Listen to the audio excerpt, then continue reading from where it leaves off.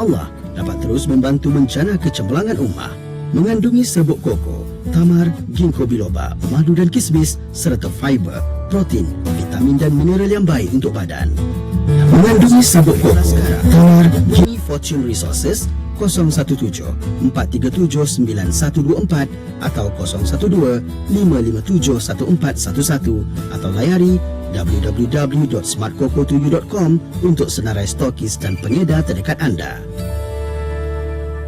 Universiti Melaya UM ingin mempelawa semua warga negara Malaysia bagi mengikuti program kursus pengajian Al-Quran dan Al-Sunnah. Tawaran kemasukan sesi Mac 2017 kini dibuka. Pendaftaran pada 4 Mac 2017 jam 8.30 pagi hingga 10 pagi di Dewan Kuliah Utama Universiti Melaya. Layari laman sesawang www.spaq@um.edu.my untuk info. Hubungi kami atau WhatsApp untuk kursus pengajian Al-Quran dan Al-Sunnah di nombor 0379676167 atau 6049 atau 0142376025. Bikin FM, pilihan utama anda di Melaka 89.5 FM.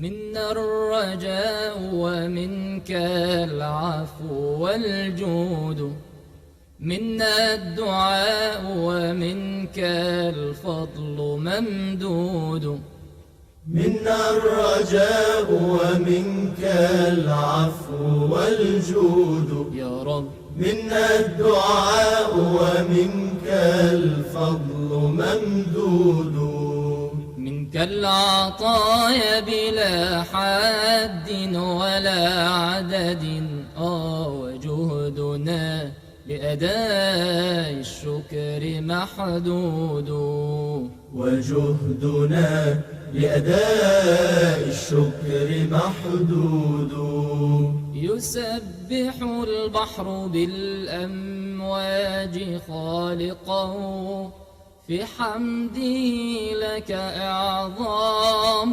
وتمجيد يسبح البحر بالأمواج خالقه في حمده لك إعظام وتمجيد تسبيحة الروض عطر في خمائل يسري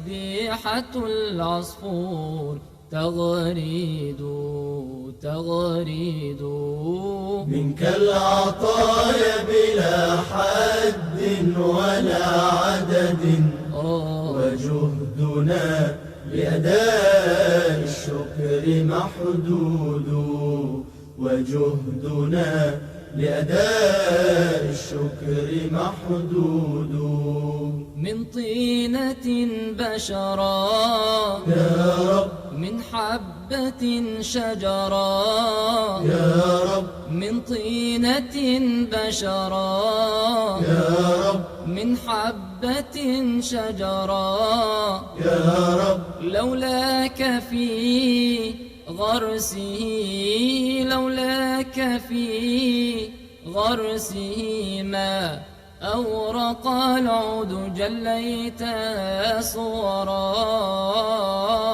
أهديتها ثمرا جليتها صورا أهديتها ثمرا لا بقدرتك العلياء توحيد توحيد منك العطايا بلا حد ولا عدد وجهدنا لأداء الشكر محدود وجهدنا لأداء الشكر محدود. Hampir kita ke 5.15 minit petang, Syafiq. Alhamdulillah, dan waktu ini akan kita bersama dalam rancangan Hayatus Sahabah bersama-sama Dengan Fadil Ustaz Muhammad Hazri Hashim Al-Bindani dengan tajuknya taubat seorang pembunuh upahan. Apa ceritanya? Siapakah orangnya? Siapakah yang akan diceritakan oleh Ustaz sebentar lagi? Dengarkan. Jom sama-sama kejap lagi kita dengarkan, dan catat kalau boleh kan Siti? Ya. Boleh amal dan juga sampaikan untuk rakan-rakan kita. Susahnya nak tanggal makeup ni. Dah nak habis waktu solat. Jangan disebabkan makeup tu terus nak tinggal solat. Alamina, tak cantik lah kalau tak makeup. Nah, mulai dari sekarang kau pakai Nuraisa ni. Dab-dab je, terus gebu, berseri dan anggun. Nuraisa ni bebas silikon dan paling penting, ia mudah ditanggalkan. Diyakini bersih dan selamat digunakan. Wah, mana kau dapat Nuraisa ni? Hubungi je 010-958-5855. Ingat, 010-958-5855. Nuraisa, produk mesra suci, mudah ditanggalkan. IKIM FM.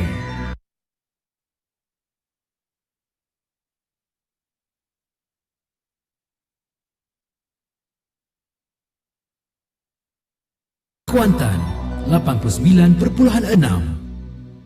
Alhamdulillah, kita kembali hari ini setiap Isnin 5.15 minit petang untuk segmen Hayatus Sahabah. Ya, dan waktu ini kita akan bersama dengan Ustaz Muhammad Hazri Hashim Al-Bindani yang dah pun berada di konti IKIM FM. Assalamualaikum Ustaz. Assalamualaikum warahmatullahi wabarakatuh. Alhamdulillah, sihat kita Ustaz. Alhamdulillah. Bertemu kita lagi kan untuk minggu ini, dan juga rakan-rakan sekalian, anda juga boleh tonton secara langsung menerusi TV IKIM di www.tvikim.my, dan juga kita pancarkan di Facebook video live juga di Facebook TV IKIM. Layari www.facebook.com/tvikim. InsyaAllah kita boleh lihat secara langsung wajah Ustaz kat sini. Macam mana Ustaz nak explain juga, nak ceritakan ni kan. Okey. Baik, tajuk hari ni Siti. Okey, tentang taubat seorang pembunuh upahan. Tak sabar nak tahu Jom, ni siapa Ustaz. ni. Betul. Silakan Ustaz. Silakan Ustaz. Bismillahirrahmanirrahim. Assalamualaikum warahmatullahi wabarakatuh. Alhamdulillah, wassalatu wassalamu ala rasulillah wa ala alihi wa sahbihi wa man wala.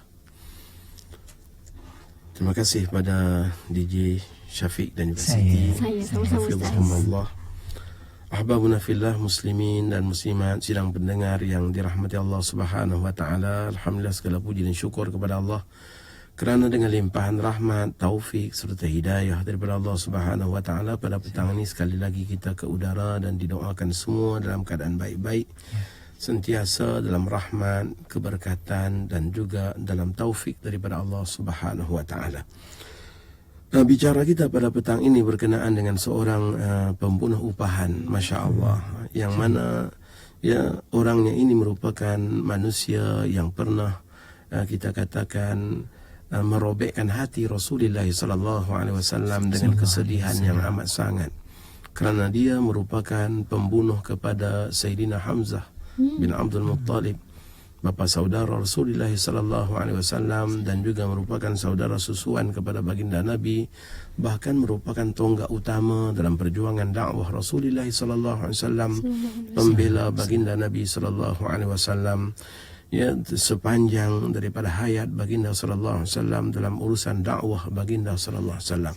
Jadi siapakah gerangannya? Ya, siapa? Orangnya yang telah kita katakan meremukkan hati Rasulullah SAW ketika mana dia telah membunuh bapa saudara baginda SAW di dalam peperangan Uhud. Kemudian orang yang sama juga yang telah menyembuhkan hati seluruh kaum muslimin ketika mana beliau berjaya membunuh Nabi palsu Musailamatul Kazzab, ya, di medan Yamamah. Beliau yang kita maksudkan ialah Wahsy bin Harb. Wahsy bin Harb Al-Habsyi, yang lebih dikenali dengan panggilan Abu Dasmah.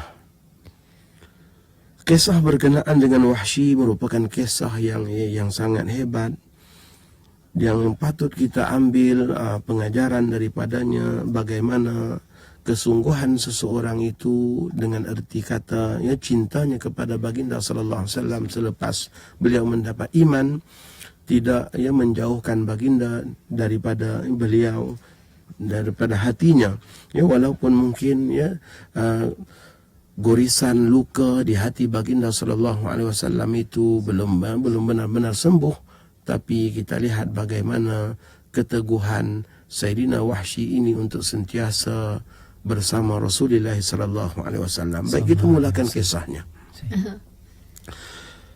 Wahsy bercerita, aku merupakan hamba sahaya milik kepada Jubair bin Mut'im, salah seorang daripada pembesar Quraisy. Bapa saudaranya Tu'aimah bin Adi telah terbunuh di medan Badar, yang mana bapa saudaranya itu telah dibunuh oleh Hamzah bin Abdul Muttalib. Jubair amat sedih dengan kematian bapa saudaranya itu, sehingga dia bersumpah demi berhala Lata dan Uzza bahawa beliau pasti akan menebus balas atas kematian bapa saudaranya itu. Bahkan dia sentiasa menanti-nanti peluang untuk dia menuntut balas terhadap perbuatan Hamzah kepada bapa saudaranya itu. Tidak lama sesudah itu berlakulah peperangan Uhud, di mana orang-orang Quraisy mempersiapkan angkatan yang lebih besar. Mereka juga mengumpulkan seluruh daripada pahlawan-pahlawan dan juga pembesar-pembesar mereka. Mereka mempersiapkan persiapan yang lebih banyak. Sehingga akhirnya apabila berkumpul kumpulan tersebut, mereka telah melantik Abu Sufyan bin Harb mengepalai mereka. Abu Sufyan berpandangan beliau ingin membawa bersama kumpulan itu sekumpulan daripada wanita-wanita terpilih di kalangan Quraisy, yang mana mereka itu merupakan wanita-wanita yang dalam kesedihan kerana kematian bapanya atau anaknya atau saudaranya di medan Badar. Dibawa mereka semua ke medan Uhud dengan tujuan untuk menyemarakkan lagi semangat juang angkatan perang Quraisy, dan dalam masa yang sama supaya angkatan itu tidak berundor kerana akan mempertahankan barisan wanita yang berada di belakang mereka. Bersama kumpulan wanita tersebut ialah seorang wanita bangsawan yang bernama Hindun binti Utbah, yang merupakan isteri kepada Abu Sufyan. Ayahnya Utbah bin Rabi'ah meninggal di dalam peperangan Badar. Saudaranya Syaibah, bapa saudaranya Syaibah juga meninggal dalam peperangan Badar, dan begitulah juga dengan saudara lelakinya. Ketika mana angkatan itu bersiap-siap untuk keluar ke medan Uhud, pada ketika itulah Jubair bin Mut'im melihat ke arahku, kata Wahsy bin Harb. Lalu dia memanggilku mengatakan, wahai Abu Dasmah, tidak mahukah engkau menebus dirimu sehingga menjadi orang yang merdeka? Maka kataku, siapakah yang dapat memerdekakan aku? Maka kata Jubair bin Mut'im, aku akan memerdekakan awak. Tanya Wahsy, bagaimanakah itu? Maka kata Jubair bin Mut'im, sekiranya engkau membunuh Hamzah bin Abdul Muttalib, bapa saudara Muhammad, yang telah membunuh bapa saudaraku Tu'aimah bin Adi, maka engkau akan kumerdekakan. Kata Wahsy, apa jaminannya? Maka kata Jubair bin Mut'im, siapa sahaja boleh engkau jadikan sebagai saksi, bahkan aku akan umumkan kepada seluruh manusia bahawa aku akan memerdekakan awak sekiranya awak dapat membunuh Hamzah bin Abdul Muttalib. Kata Wahsy, saya merupakan seorang lelaki Habsyah. Saya sangat mahir dalam menggunakan lembing, sehingga kan tiap-tiap daripada lontaran lembingku tidak pernah tersasar. Maka dengan tawaran daripada Jubair bin Mut'im itu, aku bersetuju sehingga aku mengambil lembingku lalu ikut serta bersama dengan kumpulan tersebut. Aku berjalan di saf yang paling belakang di kalangan angkatan tentera itu, sehinggalah kerap kali aku berselisih dengan kumpulan-kumpulan wanita yang berada di belakang. Dan setiap kali aku berselisih dengan Hindun binti Utbah, istri kepada Abu Sufyan, dan ketika mana beliau melihat ke arah lembingku yang berkilau-kilau bersinar di bawah kilauan cahaya matahari, maka Hindun akan mengatakan, wahai Abu Dasmah, sembuhkanlah lukaku. Wahai Abu Dasmah, sembuhkanlah lukaku dengan engkau membunuh Hamzah. Ketika mana kami tiba di medan Uhud dan berlakulah pertempuran hebat di medan Uhud, aku keluar daripada khemah memasuki medan tersebut. Aku mencari Hamzah bin Abdul Muttalib di sana sini, dan sesungguhnya aku telah pun mengenali Hamzah sebelum itu, dan tidaklah susah untuk mencari Hamzah kerana dia merupakan seorang yang meletakkan bulu burung pada topi yang dipakainya, sebagaimana kebiasaan pahlawan-pahlawan hebat yang meletakkan tanda tersebut supaya dikenali oleh rakan-rakannya yang lain ketika mana mereka dalam kecamukan perang. Tidak lama sesudah itu aku melihat Hamzah sedang menerkam ke arah angkatan musuh. Tidak ada seorang musuh pun yang lewat di hadapan Hamzah kecuali semuanya tumbang. Mereka ditewaskan satu persatu, sehingga kan tidak ada seorang pun yang tegak berdiri di bumi ketika mana berhadapan dengan Hamzah. Pada ketika itu aku bersembunyi di balik kayu, di balik pohon kayu ataupun batu, memerhatikan Hamzah daripada jauh, sehinggalah dia menghampiriku untuk aku mengambil peluang membunuhnya secara sembunyi-sembunyi. Maka tiba-tiba telah datang Siba' bin Abdul Uzza, salah seorang daripada pahlawan Quraisy, yang menyeru dan memanggil, wahai Hamzah, ayuhlah bertarung denganku, ayuhlah bertarung denganku. Maka kata Hamzah, marilah wahai anak-anak orang-orang musyrik, marilah. Maka berlakulah pertempuran di antara mereka berdua. Namun tidak lama sesudah itu Siba'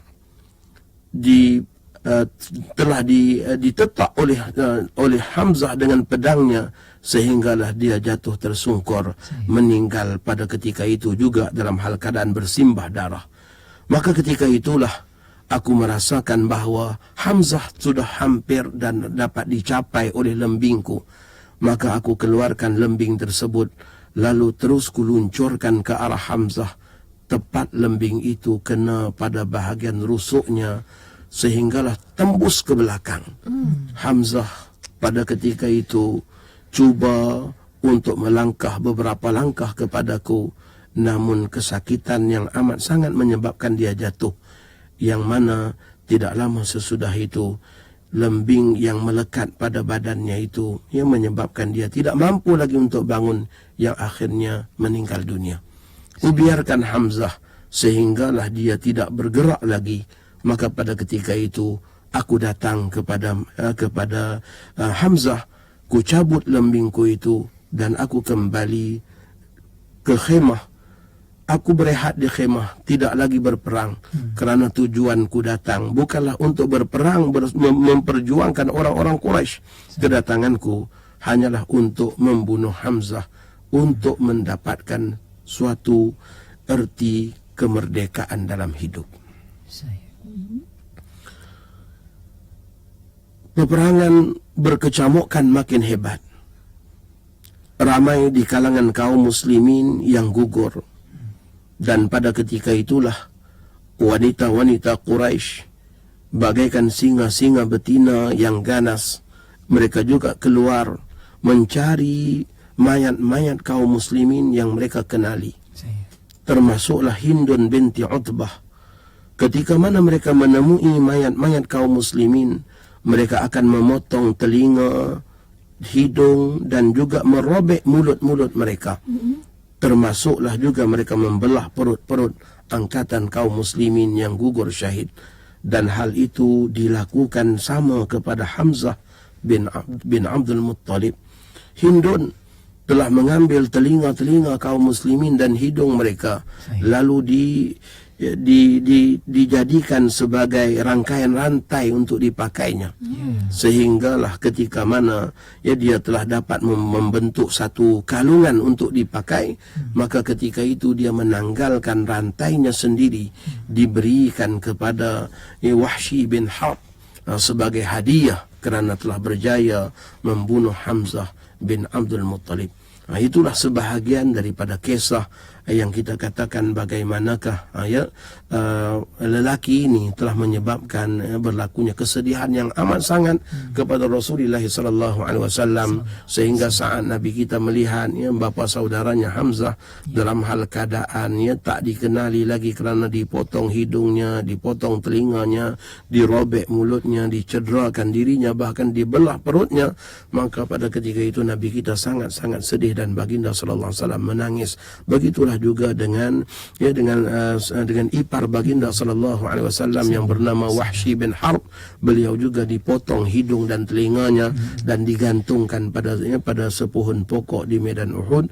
Ini di antara mereka yang gugur syahid dan amat menyedihkan baginda sallallahu alaihi wasallam. Insyaallah kita sambung kemudiannya bagaimana Wahsy ini memeluk Islam dan bagaimana pula dia nak menebus kesalahannya yang telah menyebabkan remuknya hati Rasulullah sallallahu alaihi wasallam. Sallallahu alaihi wasallam. Itu Sangat dia. menyayat hati kisah-kisah mereka yang syahid di medan Uhud, dan layaklah Syafiq dan para pendengar, mereka yang syahid di Uhud itu syurga yang dijanjikan oleh Allah Taala. Kan? Dan juga rakan-rakan sekalian boleh sertakan juga soalan-soalan yang ingin disampaikan kepada Ustaz Muhammad Hazri Hashim Al-Bindani menerusi di Facebook IKIM FM di www.facebook.com/IKIM FM. Like sekarang, dan juga boleh terus hantarkan apa jua persoalan yang kita cerita tentang topik kita pada petang ini, taubat seorang pembunuh upahan. Kita lihat seketika, kembali sambung bercerita selepas ini.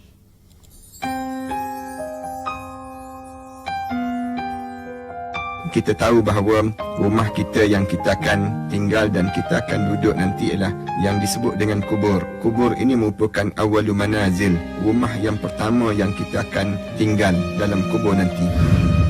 Mereka yang merasakan bahawa perlunya kita mengetahui bagaimana satu saat di mana kita keseorangan di alam barzah nanti. Kerana ramai di kalangan kita terkeliru, dan ramai di kalangan kita apabila mereka meninggal dunia, mereka meninggal dalam keadaan yang terkejut dan terpana, dengan keadaan suasana yang mereka tak jangka keadaan-keadaan yang berlaku itu.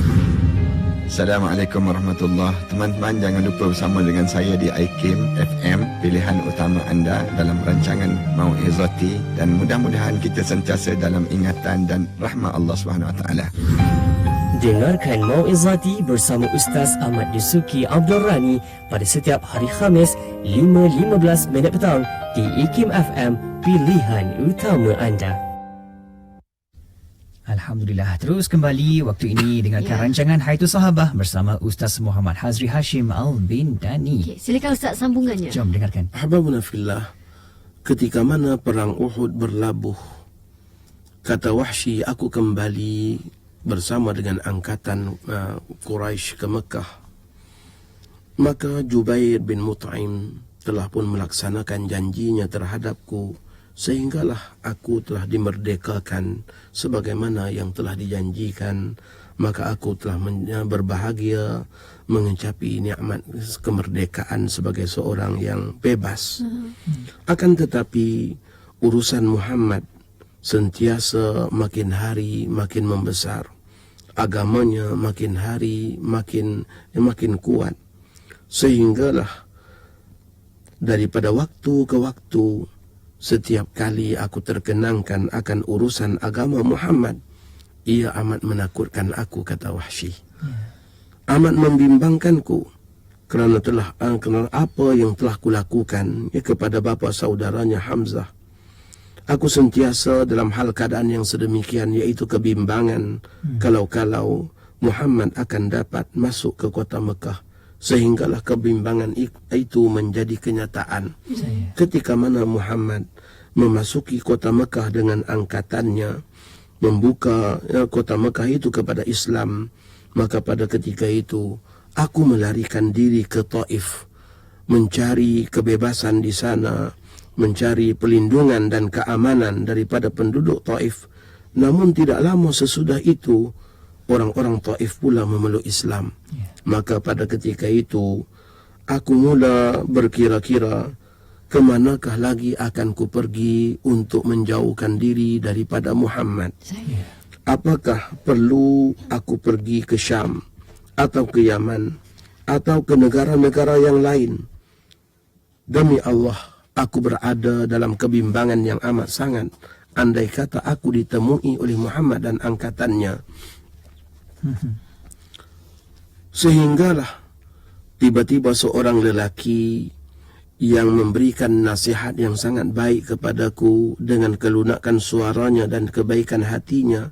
Dia mengatakan, wahai Wahsy, sesungguhnya demi Allah, Muhammad tidak akan membunuh sesiapa pun yang memeluk agamanya dan bersaksi dengan syahadah yang benar bahawa tidak ada Tuhan melainkan Allah dan Muhammad adalah pesuruh Allah. Maka tatkala aku mendengar kata-katanya itu, terdetik di hatiku untuk bertemu dengan Muhammad dan menyatakan hasratku untuk memeluk agamanya. Maka aku keluar daripada Taif, terus menghalangkan wajahku ke arah Yasrib untuk mencari Muhammad. Ketika mana aku tiba di Yasrib, aku tercari-cari di manakah baginda sallallahu alaihi wasallam, sehinggalah aku dapat berita bahawa baginda berada di dalam masjid. Maka langsung aku memasuki masjid untuk bertemu dengannya dalam hal keadaan takut-takut, bimbang dan juga sembunyi. Aku terus meluru ke arahnya, sehinggalah apabila aku tepat berada berdekatan dengannya, aku yang dalam keadaan sedang berdiri itu langsung mengucapkan asyhadu an la ilaha illallah wa anna Muhammadan abduhu wa rasuluh. Beliau langsung mengucap syahadah supaya Nabi kita tak sempat kenal beliau. Supaya beliau dimaafkan dulu sebelum apa-apa tindakan diambil kepadanya. Mungkin juga rasa malu itu kan.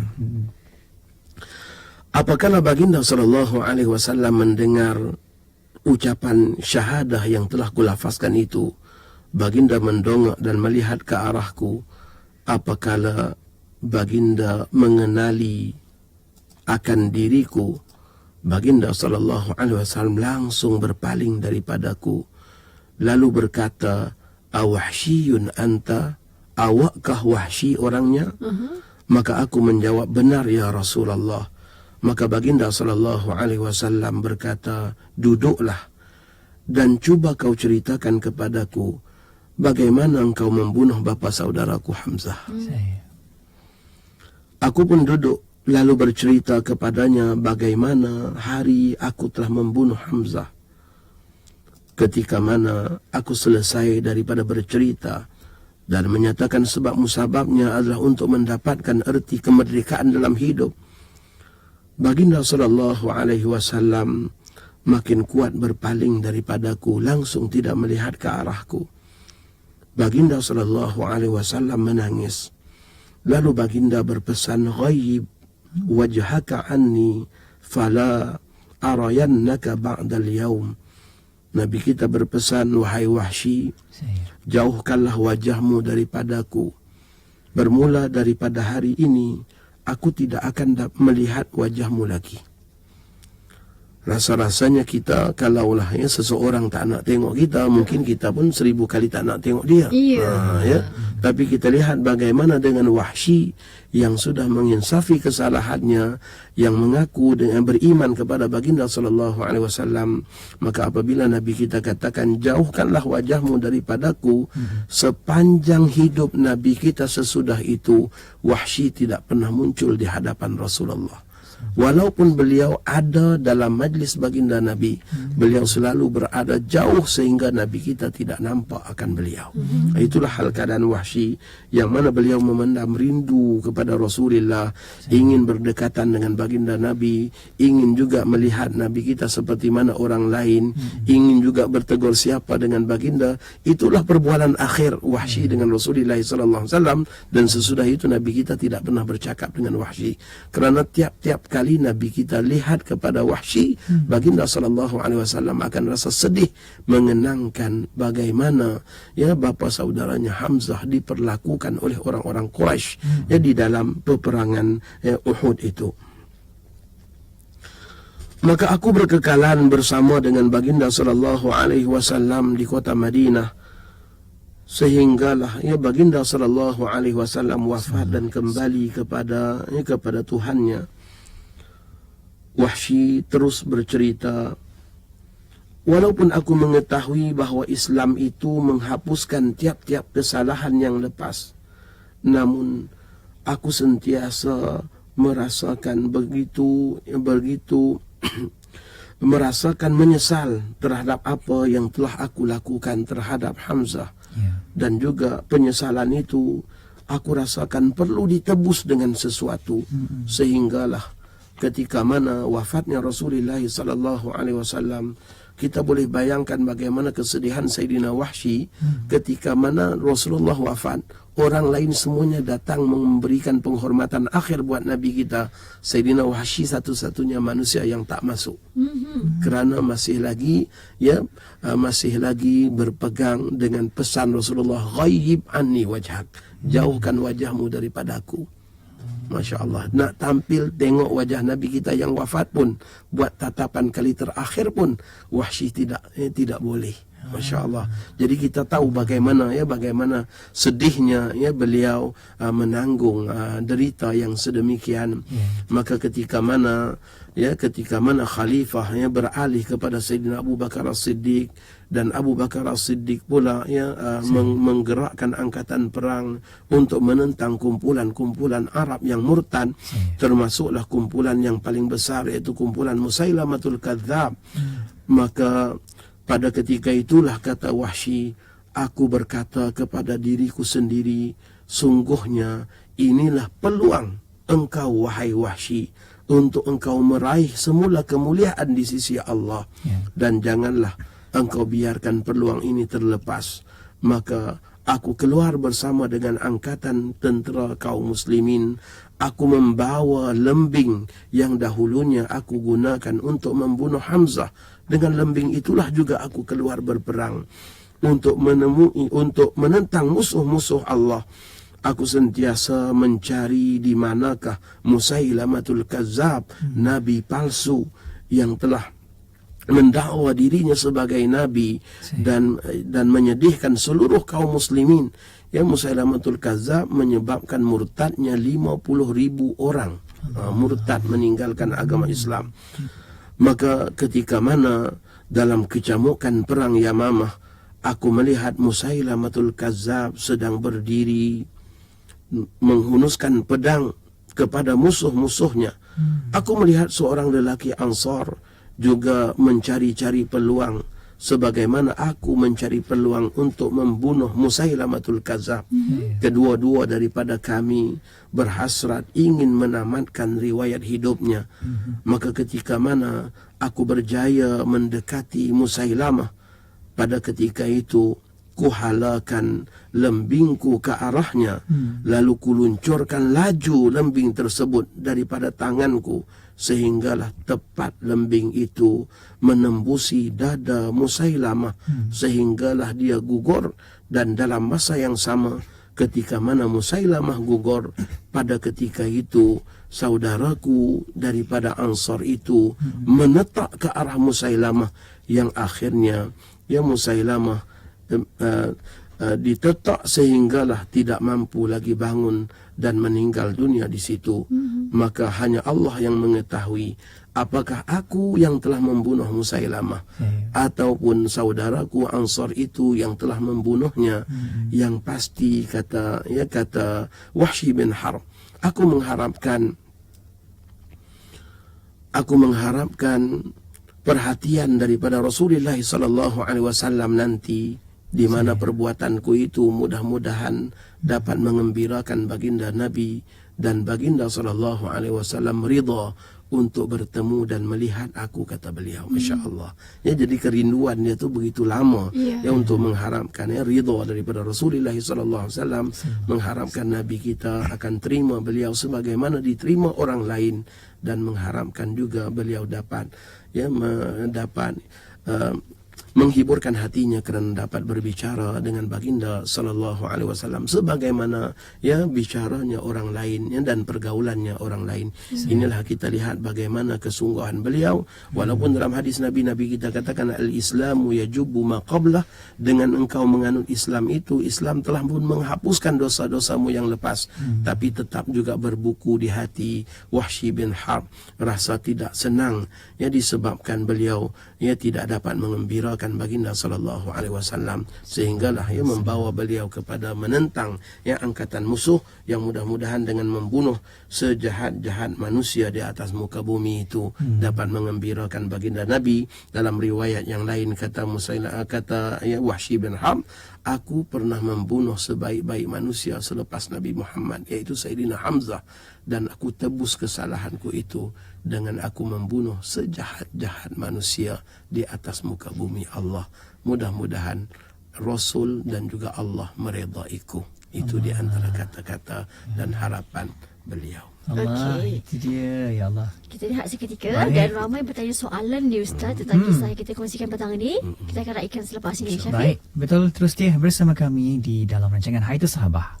Sabda Rasulullah SAW yang bermaksud di antara satu umrah kepada satu umrah yang lain adalah penghapus dosa antara keduanya, dan tiada balasan bagi haji yang mabrur melainkan syurga. Hadis riwayat Bukhari dan Muslim. Az-Zuha Group Travel and Tours Sdn Berhad menawarkan kepada anda pakej umrah istimewa bagi tahun 2017 bersama pembimbing bertauliah, penerbangan terus, aktiviti yang menarik, pakej pelbagai pilihan, harga yang berpatutan bermula dari RM5,490. Daftar segera, tempat terhad. Untuk maklumat lanjut hubungi 019-228-3367 atau 010-871-6900. Layari www.azzuhatravel.com. Wah, pandainya anak kamu Jah. Baru 4 tahun tapi dah boleh hafal surah Lazim. Lancar pula tu. Apa rahsianya?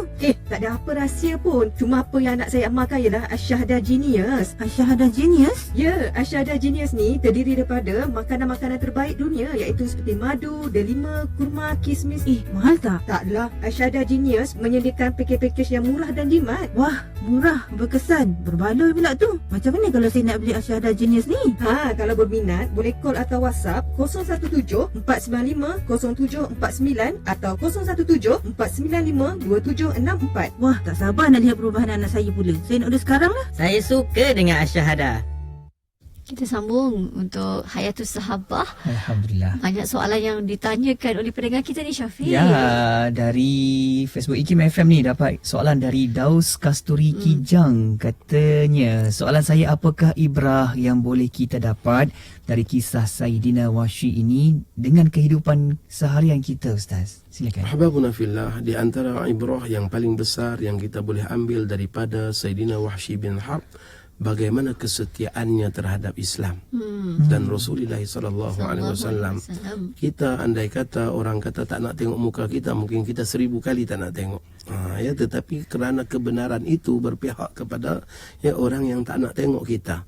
Sebagaimana kepada Sayyidina Wahsy tadi, bila Rasulullah sallallahu alaihi wasallam, bukan Nabi kita tidak memaafkan beliau, cuma Nabi kita tak sanggup berhadapan dengan beliau, sebab setiap kali Nabi kita melihat, pasti Nabi kita akan terkenangkan apa yang dilakukan kepada Sayyidina Hamzah, dan itu menyukarkan baginda, menyedihkan baginda.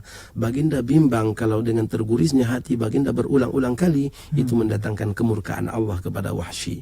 Maka itulah sifat rahmatan lil alamin, rahmat yang dibawa oleh Nabi kita, sehingga kan Nabi kita katakan ghaib anni wajhak, jauhkan wajah awak daripada saya. Kerana apa? Nabi kita bimbang akan mendatangkan kemurkaan Allah andai kata perbuatan mereka itu menyakitkan Rasulullah sallallahu alaihi wasallam. Maka dengan sebab itu sayangnya Nabi minta Wahsy jauh. Jadi ibrahnya selama mana ya kebenaran itu dan kebaikan itu ya kita tahu, maka dengan sebab itulah sentiasalah kita bersama dengan orang-orang yang benar. Sekalipun mungkin ya kita tak diterima, tapi janganlah kita ya meninggalkan kebenaran hanya disebabkan kita katakan ya berbeza ya ideologi dan pahaman. Ya kalaulah di zaman kita ya yang berlaku sedemikian, mungkin akan beradalah beberapa kumpulan dan klik-klik yang lain ya disebabkan ya tidak puas hati tadi.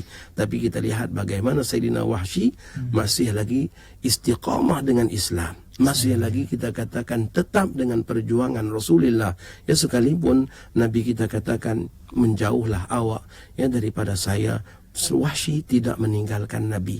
Wahsy tidak pergi cari agama lain. Wahsy tidak pergi cari kumpulan lain. Tetapi Wahsy tetap bersama Rasulullah sallallahu alaihi wasallam. Ya, keteguhan dan kesetiaannya. Dia tahu semua itu adalah ujian daripada Allah ya atas kesalahannya yang lalu. Itu di antara ibrah yang dapat kita ambil. Kemudian yang kedua, ibrahnya ialah tiap-tiap apa kesalahan yang kita lakukan hendaklah ya kita tebus dengan lebih baik lagi, ya dengan sesuatu yang lebih baik.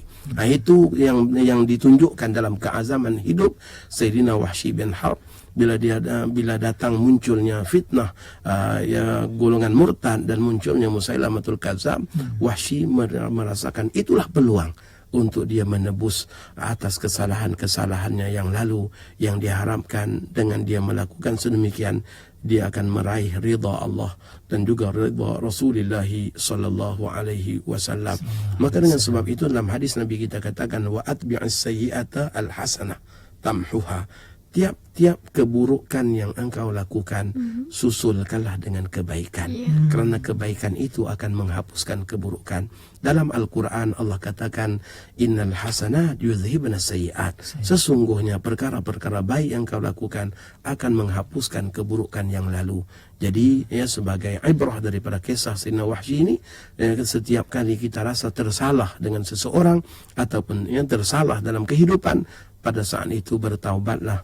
Dan juga pada saat itu ya susulkanlah dengan kebaikan demi kebaikan. Mudah-mudahan ia menjadi sebab musabab ya akan terpadam setiap kesalahan kita. Wallahu alam. Saya kesalahan boleh terpadam Ustaz, tetapi nak melupakan tu payah. Ibarat kalau luka darah dah kering, parut masih ada. Itu jugalah metaforanya. Untuk soalan Ustazah Haslifah Hairuman bertanya ni, bagaimana ya Ustaz memaafkan namun suka melupakan? Bukan dendam, macam saya katakan tadi tu Ustaz. Itu sememangnya wajar dalam kehidupan kita. Sememangnya orang yang menjadi mangsa ni akan terasa. Orang yang melakukan salah dia tak rasa apa-apa. Ya. Kita saat kita melontarkan suatu kata-kata kepada orang lain, dengan mudah saja mungkin kita menghulurkan tangan dan memohon maaf sebab yang kita tak terbeban dengan apa yang dideritai dan dirasai oleh mangsa kezaliman kita. Maka dengan sebab itulah disebabkan manusia ni Allah Subhanahu wa taala berikan manusia ni perasaan, sudah semestinya ada perasaan yang sedemikian. Cuma kita lihat daripada perbuatannya baginda Nabi, bukan Nabi kita tidak memaafkan Wahsy dan bukan Nabi kita tidak melupakan kesalahan Wahsy, tidak. Nabi kita dah bersedia memaafkan. Cuma baginda setiap kali melihat Wahsy akan teringat berkenaan dengan apa yang telah dilakukan kepada Sayyidina Hamzah oleh orang-orang Quraisy, bukan dilakukan oleh Wahsy. Wahsy hanya pembunuh saja, tapi yang melukakan, yang memotong hidung, telinga dan sebagainya itu dilakukan oleh orang lain. Maka itu yang mengenangkan dan menyedihkan baginda sallallahu alaihi wasallam. Tidak mahu berulang-ulang kesedihan tersebut. Sebab apa? Wa ma kana lakum an tu'zu Rasulullah. Kalian tak boleh menyakiti Rasulullah. Jadi menyakiti Rasulullah itu merupakan satu perkara yang sangat besar di sisi Allah Subhanahu wa taala. Maka kerana sayangnya baginda kepada Wahsy dan juga kepada umatnya, salah seorang umatnya, baginda minta Wahsy supaya tidak menampilkan diri di hadapan baginda sallallahu alaihi wasallam. Tapi inilah di antara kata-kata para sahabat, kata-kata mereka, nanti yang membunuh dan juga yang dibunuh kedua-duanya di dalam syurga, yaitu Wahsy dan juga Sayyidina Hamzah. Masya Allah. Allah. Saya, Itu dia. Joni, apa kesimpulan ataupun pengajaran yang boleh kita ambil daripada kisah Saidina Wahsy ni, Ustaz? Ahbabuna fillah, tiap-tiap kita, ya, manusia, pasti kita ada melakukan salah dan silap, sama ada sedar ataupun tidak. Ya, cuma ketika mana datangnya ketukan hidayah daripada Allah, saat kita menyedari, ya, salah dan silap kita, sebagaimana, ya, kita ambillah dari semangat Saidina Wahsy dengan taubatnya kepada Allah Subhanahu wa taala, yang mana taubat itu bukan hanya sekadar dinyatakan penyesalan yang berkali-kali, tangisan yang berkali-kali, tetapi, ya, taubatnya itu juga disertakan dengan pembuktian kasih dan cintanya kepada baginda Nabi, sehingga tetap setianya dalam kehidupan beragama walaupun mungkin dia terpinggir daripada orang lain. Begitulah juga kita ambil semangat beliau, bagaimana, ya, taubat itu bukan sekadar dengan menyatakan penyesalan, bukan sekadar kita katakan keteguhan dalam kehidupan beragama, tetapi taubat itu dibuktikan juga dengan pengorbanan. Ya, ingin berkorban untuk agama, keluar berjuang untuk agama, ingin menebus kesalahan yang lepas. Tiap-tiap orang daripada kita, ya, saat kita berdiri pagi-pagi bersiap di hadapan cermin, cuba fikir-fikirkan, ya, tengok imej yang ada di dalam cermin tersebut, itulah imej kita. Ya, sanggupkah, ya, orang yang sedang kita lihat di dalam cermin itu kalau dibakar dalam neraka? Baik, Ustaz. Andai kata tidak sanggup, maka pada ketika itu dekatkanlah diri kepada Allah, dengan mencari ridha Allah Subhanahu wa taala, cinta dan kasih Allah Subhanahu wa taala dalam setiap amal-amal yang kita lakukan. Wallahu alam. Baik Ustaz, di akhir ni Ustaz, insya-Allah sama-sama jom kita dengarkan bacaan doa dari Ustaz, sama-sama kita aminkan insya-Allah. Bismillahirrahmanirrahim. Alhamdulillahirabbil alamin, wassalatu wassalamu ala asyrafil anbiya'i wal mursalin sayyidina Muhammad wa ala alihi wa sahbihi ajma'in. Ya Allah, ya Arhamar Rahimin, kami menadahkan tangan kehambaan kepadamu, ya Allah, pada detik dan waktu ini, dalam hal keadaan betapa hati kami ini berputik rasa rindu yang mendalam kepada kekasihmu Nabi Muhammad. Dalam hal keadaan pada detik waktu ini juga, ya Allah, kami menginsafi kesalahan-kesalahan kami, kealpaan-kealpaan kami, dan kami juga menginsafi, ya Allah, bagaimana kami tidak mampu untuk terus hidup dalam keadaan amal ini, kalau bukan kerana taufik dan hidayah daripadamu, ya Allah. Kalau bukan kerana bimbingan daripadamu, ya Allah. Dari itu pada saat dan detik waktu ini, ya Allah, kami berseru, bimbinglah kami, ya Allah, sehinggalah kami kembali kepadamu dalam keadaan kami diridhai. Bimbinglah kami, ya Allah, dengan amal-amal yang Engkau cintai, sehingga melayakkan kami untuk bersama dengan kekasih kami Nabi Muhammad. Bimbinglah kami, ya Allah, sanak saudara kami, kaum kerabat kami, anak beranak kami, ya Allah, jiran tetangga kami, ya Allah, dan seluruh umat Nabi Muhammad, agar kembali ke jalan tauhid yang sebenar, mentauhidkan Engkau, ya Allah, mencintaimu, ya Allah, dengan setulus hati dan ikhlas, yang mana dengannya melayakkan kami untuk kembali kepadamu dalam keadaan kami diridhai. Ya Allah, ya Arhamar Rahimin, pada detik dan waktu ini juga, ya Allah, kami mengharapkan perhatianmu, ya Allah. Lihatlah kepada hati-hati tiap orang daripada kami, betapa berharapnya kami pada waktu ini dengan keampunanmu, ya Allah. Betapa berharapnya kami pada waktu ini dengan hidayahmu, ya Allah. Betapa berharapnya kami pada waktu ini, ya Allah, untuk meraih kemaafan daripadamu, ya Allah.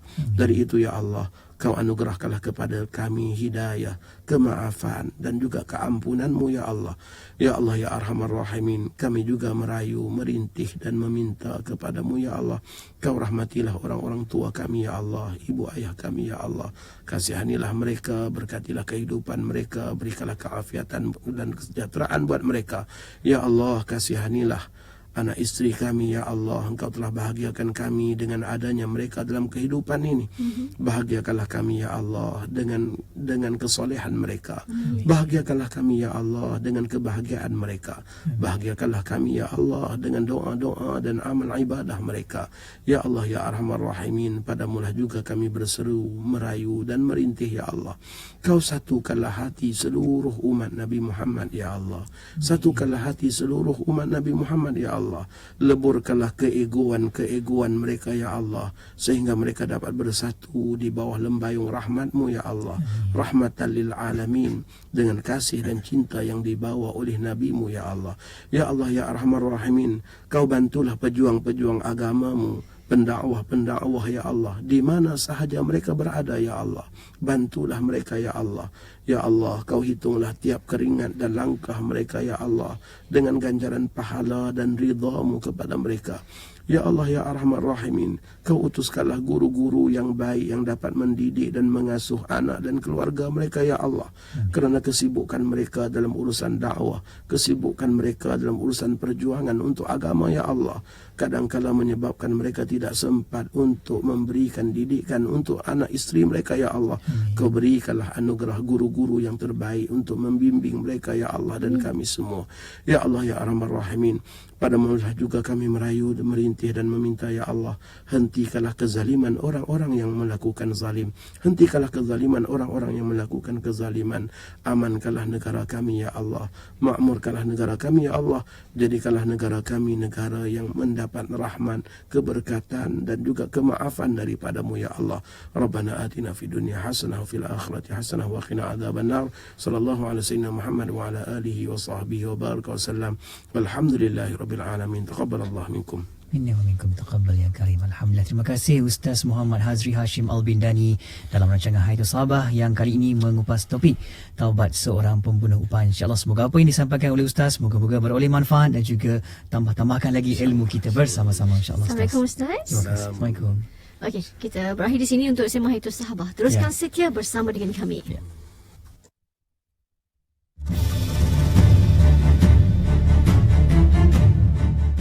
IKIM FM, pilihan utama anda. Pilihan utama anda. IKIM FM, pilihan utama anda. Berita dalam negeri ini dibawakan khas oleh Telekong Siti Hadijah, peneraju telekong inovasi yang pertama di Malaysia. Telekong Siti Hadijah, lambang cinta abadi.